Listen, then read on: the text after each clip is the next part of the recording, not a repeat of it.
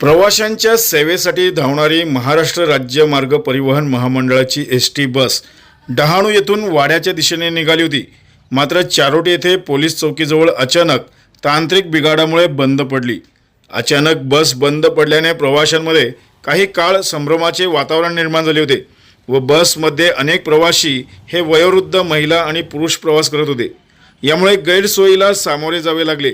लांब पल्ल्यांच्या मार्गावर जुनी व जीर्ण बस धावत असल्याने रात्री अपरात्री देखील निर्जन ठिकाणी बस बंद पडल्यास प्रवाशांच्या सुरक्षिततेचा प्रश्नही निर्माण होत असतो. सुस्थितीत व सुरक्षित बस केव्हा उपलब्ध होईल असा सवाल उपस्थित होतोय.